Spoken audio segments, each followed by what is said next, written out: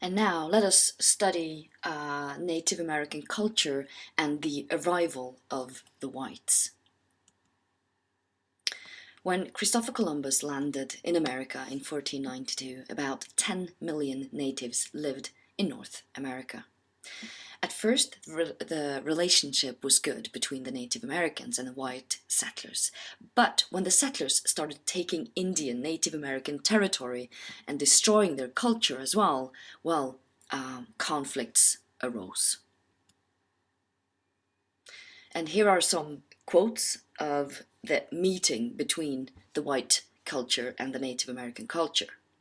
Christopher Columbus said the following about the Native Americans. They are well made, with handsome bodies and good countenances. They are loving people without covetousness. Their speech is the sweetest and gentlest in the world.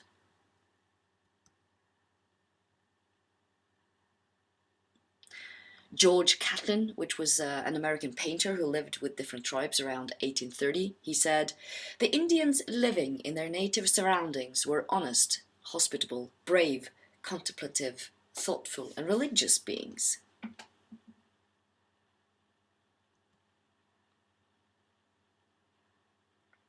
And also, this was a general during the Civil War, he said, well, the only good Indian is a dead Indian. Well, that was from the general. Now, American authorities, they had several ways of getting rid of natives.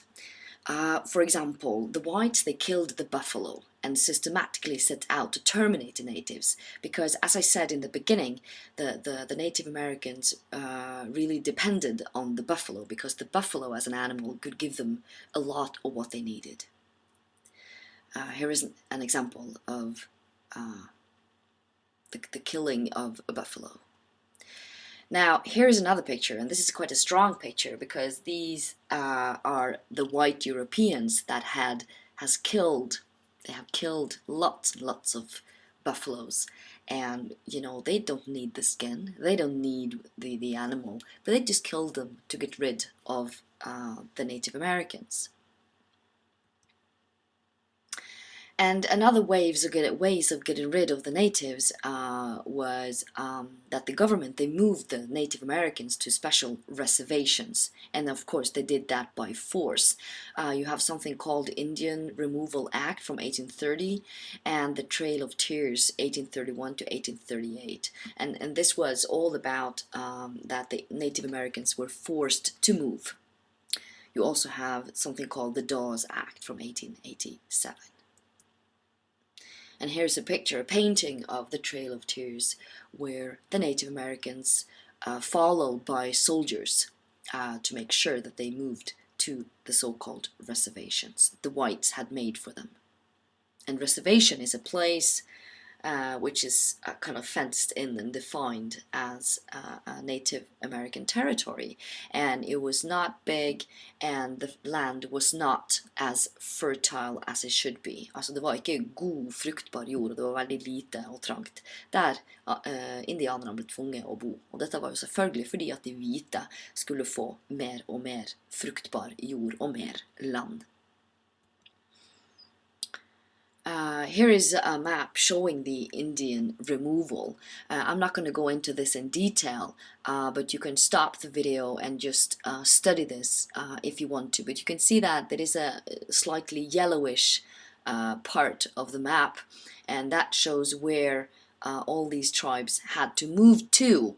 And you know, the different colored lines show where the Native Americans had to move from. So this yellowish part is the reservation where the Native Americans was allowed to live. And of course it shows how small it is. Now, out of the 15,000 Cherokee Indians who were forced to relocate, 4,000 died on the way. And you can say that altogether more than 46,000 natives were forced to move, and hereby opening 25 million acres for settlement for the European Americans.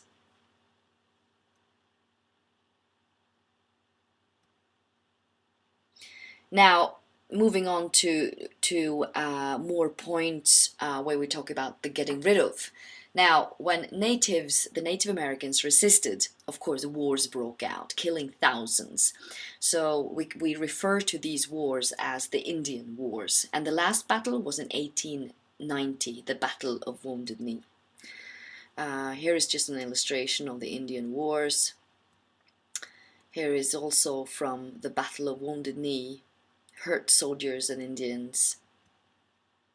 And here you have an example of the mass graves where they, of course, the killed soldiers and Native Americans were buried.